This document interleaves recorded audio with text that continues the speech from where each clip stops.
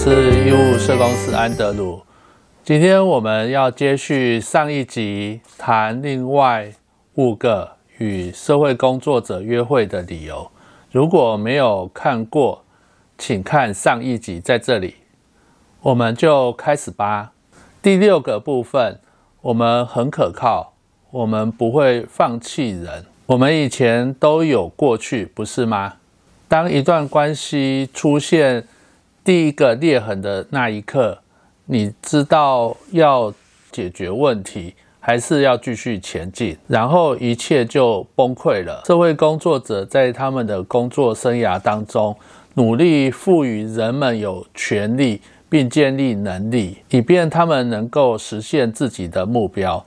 这使我们变得可靠，并且在遇到困难的时候，不太可能走不出去。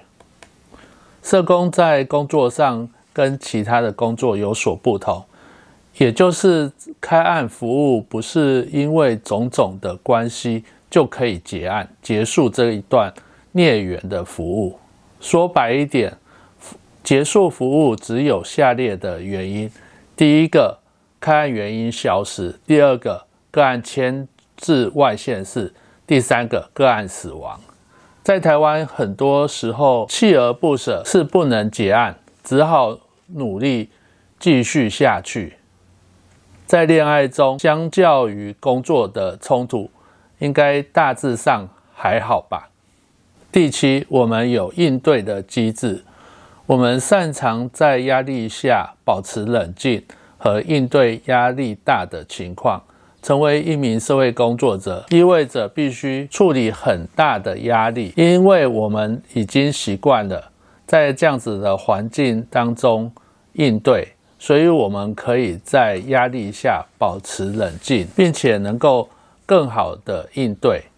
在个人生活的困难的情况当中也是如此，这是真的。当社工会有很多的第一次，让你觉得非常可怕，很多次就会麻痹了。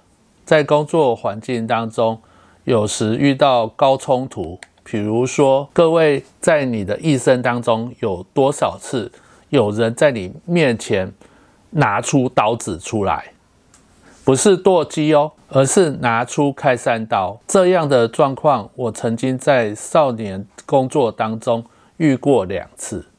这个时候不是使用什么防身术，而是用说的方式让对方把刀子放下来，而且你还要继续跟他后续工作。第8，我们非常理性，我们善于做出许多的理性的决定，并且在行动前权衡证据。成为一名社会工作者的一个关键部分是完成评估，并且采取干预措施来解决我们发现的任何需求。这种经历意味着我们有分析的头脑，并且善于在仓促决定之前能够仔细思考任何的事情。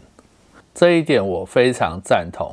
社工在个案面前会比较理智，因为上面有说无法轻易的结案，所以无论什么样的原因都要继续服务下去。做了一个不太好的处遇，自己就要收拾这个处遇下的残局，没有人能够帮你，所以要理性一点，不能太过于情绪化，不然刚刚讲的拿开山刀的少年，你要怎样继续跟他一起工作下去呢？第9，我们都看过了，我们善于品格判断。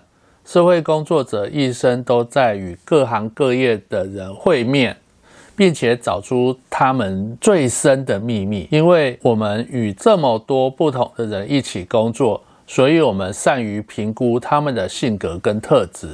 如果你有幸与社会工作者共结良缘，那你一定是一个很特别的人。